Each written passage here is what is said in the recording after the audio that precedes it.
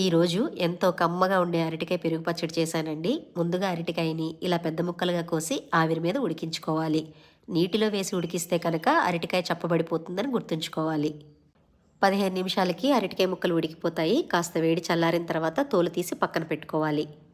ఇప్పుడు ప్యాన్లో కొద్దిగా నూనె వేడి చేసి మీ కారానికి తగ్గట్టుగా పచ్చిమిరపకాయలు వేసి వేయించుకొని, రోట్లో కొద్దిగా జీలకర్ర, వెల్లుల్లి, మీ రుచికి తగ్గ ఉప్పు, వేయించిన పచ్చిమిరపకాయలు వేసి ఇలా దంచుకోవాలి. ఇప్పుడు ఉడికించిన అరటికాయ ముక్కలు, కొద్దిగా కొబ్బరి తురుము, కొత్తిమీర వేసి కచ్చాపచ్చాగా దంచుకోవాలి. ఇలా కొబ్బరి తురుము వేసి దంచుకోవడం వల్ల అరటికాయ పచ్చడి జిగురు లేకుండా చాలా కమ్మగా ఉంటుంది.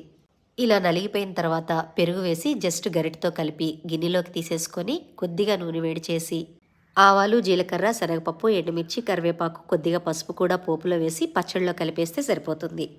మీకు పెరుగు పుల్లగా లేకపోతే కొద్దిగా నిమ్మరసం కూడా కలుపుకోవచ్చు. ఈ అరటికాయ పెరుగు పచ్చడి అన్నంలోకి చాలా బాగుంటుంది.